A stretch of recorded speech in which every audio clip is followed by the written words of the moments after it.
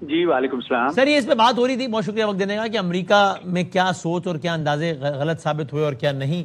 آپ نے ظاہر امریکہ میں سرو کیا ہے، پاکستان کی میں نمائندگی کی ہے، آپ بہت بہتر طریقے سے ساری چیزوں کو آپ نے دیکھا ہے. کچھ چیزیں ایسی ہیں کہ جس کے بارے میں خود امریکہ نے اعتراف کیا ہے. مثال کے طور پہ خود ٹرمپ کے اپنے الفاظ ہیں کہ میں سمجھتا تھا 3-4 ہفتوں میں کام نمٹ جائے گا، یہ وہ 5-6 ہفتے تک چلا گیا کام. خود ڈونلڈ ٹرمپ نے کہا کہ مجھے نہیں لگتا تھا کہ مڈل ایسٹ تک جنگ پھیل جائے گی، وہ پھیل گئی. تو یہ تو وہ پتہ ہے جو خود وہ کہہ رہے ہیں.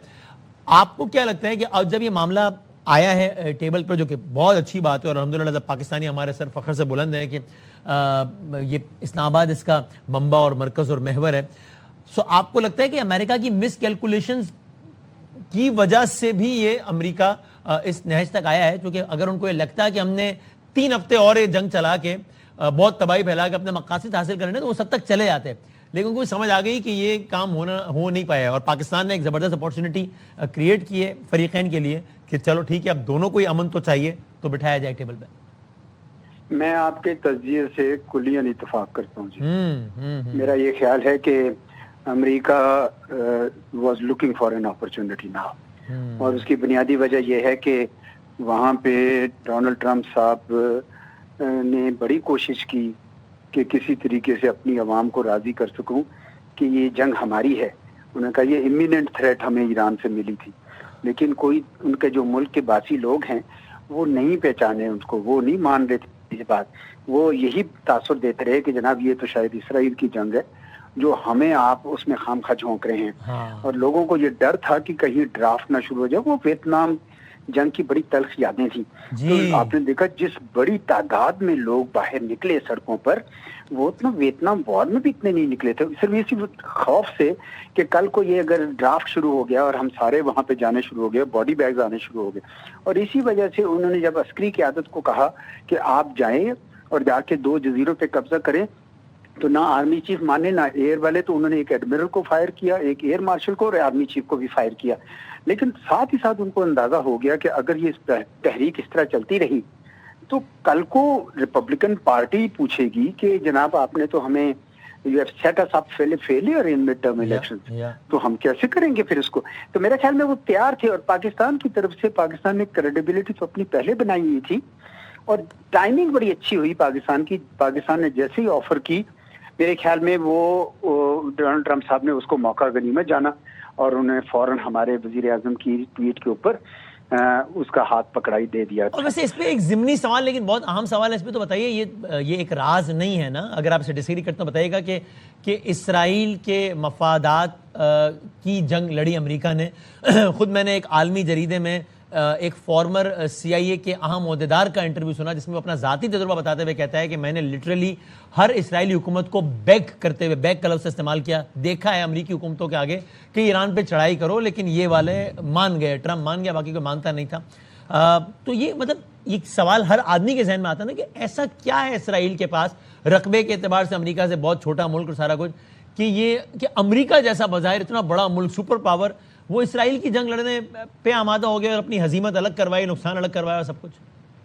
میں نے تو خود اپنی آنکھوں سے وہاں دیکھا کہ جس قسم کا کنٹرول ان اسرائیلی لابی یا جوئش لابی کا تھا، نہ صرف کانگریس ساری کے اوپر، کیونکہ ان سب کے تو نہیں، بہت ساروں کے وہ کیمپین فنڈنگ کرتے ہیں، اور ساتھ ہی ساتھ میں نے دیکھا کہ میڈیا کے اندر ان کا بڑا زور تھا. یہ جتنا رائٹ ان کا میڈیا ہے نا، لیفٹ ونگ میڈیا ہے، نیو یارک ٹائمز ہے، یہ وہ. پھر ساتھ ہی ساتھ میں نے وال اسٹریٹ میں بھی ان کی پاور دیکھی، یہ پوری banking world and all that and corporate امریکہ.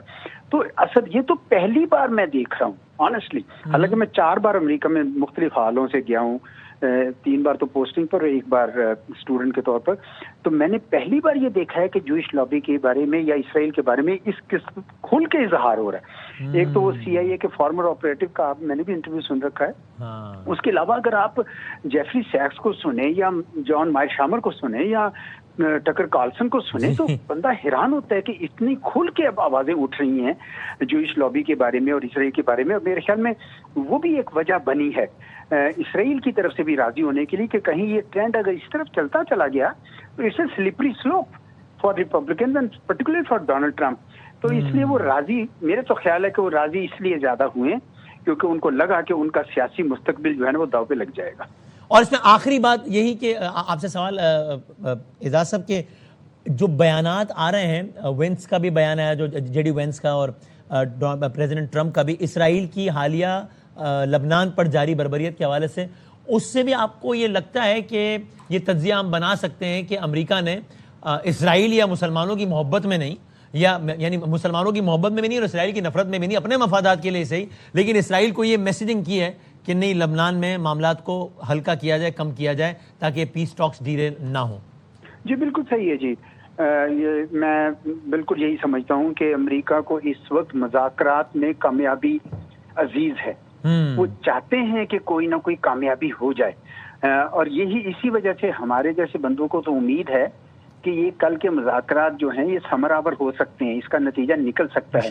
کیونکہ ایران بھی چاہ رہا ہے جی، ایران کے لیے بھی تو یہی صورتحال ہے نا کہ بہت تباہی ہو چکی، اور خدا نہ خواستہ اگر ان کے پاور گریڈز اور ان پہ حملے ہونے شروع کرتے تو یہ پہلے ہی کئی دہائیاں پیچھے چلے گئے، خدا جانے پھر کتنا پیچھے چلے جاتے. تو بڑی زبردست صحیح ہے، وہ قربانیاں دینے کے لیے تیار ہے، لیکن آئیڈیل سچویشن میں کوئی بھی چاہے گا تو نہیں نا کہ ہمارے اور نفوس کی جان جائے، ہمارا کوئی کیوں چاہے گا؟ صحیح بات. نہیں کوئی نہیں، اس طرح نہیں ہوتا. قربانی دینے کے لیے تیار تو ہیں، لیکن اس کا یہ مطلب نہیں ہے کہ اگر امن کے لیے کوئی بنتا ہو راستہ اور آپ نہ لیں. اور یہ یاد رکھیے کہ ایران ہار کر بھی جیت رہا ہے، یعنی وہ سروائیو کر گیا ہے. اس کے لیے تو it was battle for existence, تو وہ کر گئی ہے نا ریجیم سروائیو. تو ان کے لیے وہ بھی بڑے پرجوش ہیں، ایک ایڈوانٹیج کے ساتھ آ رہے ہیں. تو مجھے تو امید ہے کہ انشاءاللہ کچھ نہ کچھ راستہ نکلے گا. پیکج ہمارے سہولت کار کے طور پر پاکستان بنا سکتا ہے پیکیجز، مجھے یقین ہے. ٹھیک ہے، یہ لمبا پروسیس ہوتا ہے، ایک دم سے آپ کو پتہ ہے یہ معاملہ سارے سیٹل ہوتے بھی نہیں ہیں، لیکن ایک اگر شروعات اچھی ہو جائے اور آہستہ آہستہ دونوں سائڈز میں اتنا اعتماد آ جائے کہ وہ ایک ایک کنسیشن دینے کو تیار ہو جائے. دیکھیں یہ نہیں ہوگا کہ 15 نکات ایک کے مانے جائیں یا 10 نکات دوسرے کے مانے جائیں، ہوتا نہیں ہے کبھی ایسے. یہ تو مذاکرات کا مطلب ہی ہوتا ہے کہ کچھ دو اور کچھ لو. تو یہ پاکستان میرے خیال میں بطور سہولت کار پوچھے گا کہ جناب آپ بتائیے کہ آپ کون سی ایک ایسی کنسیشن دے سکتے ہیں that you can live with, اور وہی چیز وہ دونوں سے پوچھے گا اور اس کو میری کر کے میچ میک کر کے کہے گا جناب اس کے اوپر آپ کا ایگریمنٹ ہو سکتا ہے. تو مجھے تو لگتا ہے کہ کوئی اس قسم کا کوئی سلسلہ جو ہے نا وہ آگے چل سکتا ہے انشاءاللہ. تھینک یو ویری مچ سر، بہت شکریہ اعجاز صاحب، اور انشاءاللہ آپ سے آپ کو زحمت دیتے رہیں گے اور آپ کے تجزیے سے مستفید ہوتے رہیں گے. بہت بہت شکریہ، بہت نوازش.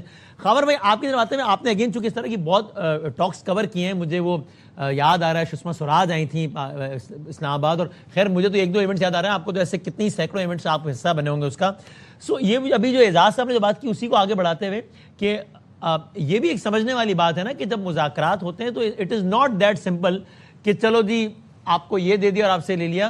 بہت یعنی یہ it is not always black اور وائٹ، اس میں تو ایٹ ٹائمز اکثر ایریا گرے ہی ہوتا ہے، جس میں آپ ڈیمانڈ کچھ کرتے ہیں، مانتے کچھ پر ہیں، کہتے کچھ ہیں. یہ دس از ہاؤ اٹ آپریٹس. یہ اس کا نتیجہ ضروری نہیں ہے کہ بلیک یا وائٹ میں ہی آئے ہمیشہ. خاور صاحب بالکل صحیح. اور اعجاز صاحب نے جس طرح فرمایا، دیکھیں میری نظر میں جو ان کے نائب صدر کا وہاں سے اڑ کے پاکستان آنا یہ بڑی اہمیت کا حامل ہے. اور آئی بلیو کہ دا مومنٹ ہی وہ ٹچ پاکستانی جو ایئرپورٹ، سمجھیں کہ مذاکرات کام